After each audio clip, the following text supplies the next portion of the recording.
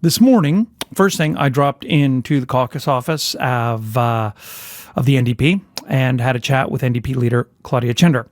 So after I met her puppy, Digby, I asked Ms. Chender how she felt about her first week back in the ledge. Budget sessions are always really intense. This one is particularly odd because, we're looking at something like $1.4 billion in extra appropriations. So it's a little strange, but we always welcome the opportunity to understand and question where we're going, how the government is spending Nova Scotians' money, and how we're benefiting from that. And so, as we go into budget estimates where we get to ask a bunch of questions about the budget, we really look forward to that opportunity. I think everyone is curious about healthcare, right? This government won because they said they were going to fix healthcare. And when we look at the numbers, and more importantly, when we talk to people, we haven't seen that fix come in. So absolutely, there's investment in healthcare, and there are a lot of fingers in the cracks, if you will, to try to make sure that something is available. But so far, we don't see big investments in primary care. We don't see big investments in that healthcare you can count on. So certainly that's something we're watching. I heard your show yesterday about paramedics. This is a story we've been bringing into the legislature. We took the opportunity of our late debate to highlight the stories we've been hearing from paramedics, which were really similar to the ones that you were across the province. For some reason, this government is just ignoring paramedicine, and certainly our sense is that every paramedic I've spoken to across the province is at a breaking point. And of course, the cost of everything has gone up so high. And so people want to know that they can afford their lives. And most importantly, they can afford their housing. And so we are also disappointed, I think is the tame way of saying it, in seeing really zero investment in creating new affordable housing. And we need affordable housing, Jeff. I mean, there are hundreds of people who are homeless, but there are thousands and thousands of people who are what we would call housing insecure. So they're not really sure where they're going to live at the end of their fixed term lease, or they're underwater on their mortgage because of interest rates. And we know from the people we talk to right across the province, and frankly from the businesses that we talk to, from the community leaders that we talk to, that this is now an issue that touches everyone. I was saying to someone yesterday, when I was first elected in 2017, and I would knock on doors, it became pretty quickly apparent that everyone had a story about someone who didn't have a doctor in their family. Right? And now, 5 or 6 years later, that's, of course, that just goes without saying, right? We know how many people don't have access to primary care.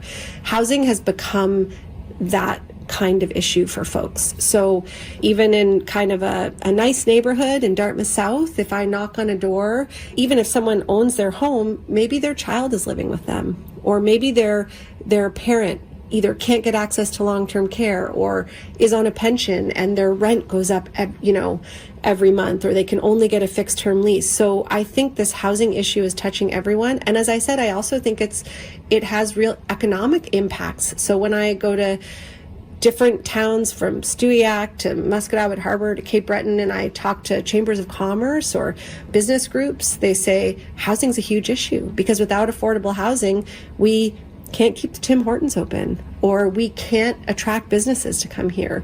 So I think it's a huge issue for Nova Scotians, and that's my job in the end, right, is to travel around the province, to talk to people, to understand what the reality is for people on the ground, and to make sure that those needs are being addressed.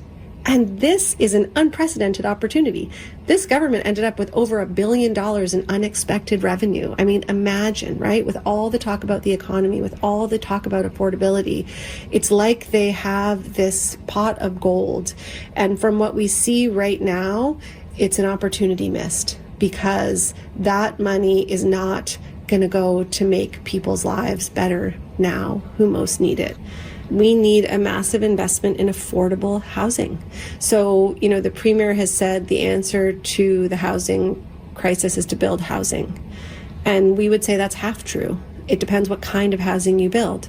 For a private developer, there isn't an incentive to build truly affordable housing. The margins aren't there. That's where government comes in. So we need government to actually leverage their dollars, whether that's with the private sector or public housing, as we've heard, senior government bureaucrats allude to in the, recent days, to build public housing, to build affordable housing, to build nonprofit housing, because, we heard that, they're going to expand shelter space again. Well, that's great. But then what's on the other side of a shelter?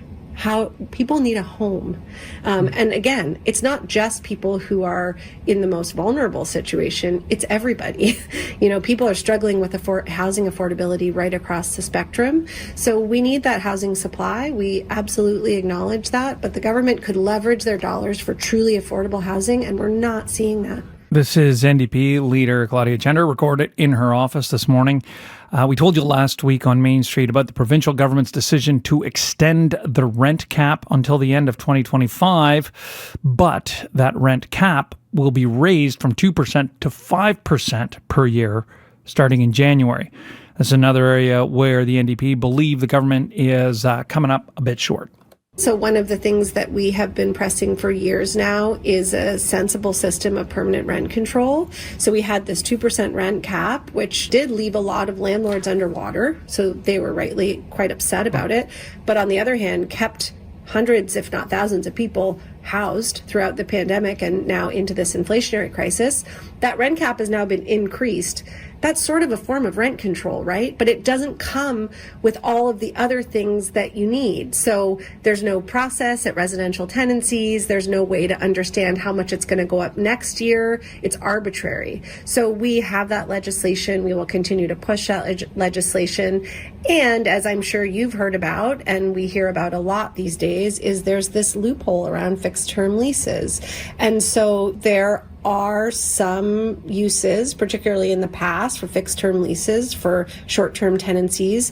But because the government has refused to put in a sensible system of rent control and rely on these arbitrary rent caps, many landlords are casting about for how they figure out how to cover their costs. They go to the fixed term lease, and there are always some who are sort of capricious with that. And so, we talked to a woman last week. We had a press conference when we introduced our legislation, who lived in Dartmouth, who lost her $950 a month apartment, which was a fixed term lease, and saw it advertised the next week for $2,250. And this is happening all the time. And we know from independent statistics that rents in Halifax are rising as fast as anywhere in the country, if not faster. And we have a rent cap. So what does that tell you? It tells you the rent cap's not working. So in terms of how we keep the government honest, we continue to bring those stories. And really that's what we do, right? Like, our job is to amplify the voices of Nova Scotians, to bring their needs into the legislature, the people's house, and tell people stories. And that's what we do, and we hope that government is listening. I spoke with Claudia Chender, leader of the Nova Scotia NDP, at the caucus office today. Tomorrow on Main Street, Liberal leader Zach Churchill is going to pop into our studio here. And there is obviously much more political coverage coming up today on the show. Spinbusters at 4:40 p.m. And then we break away for live coverage of the federal budge at 5 o'clock. Budge is what I'm calling the budget.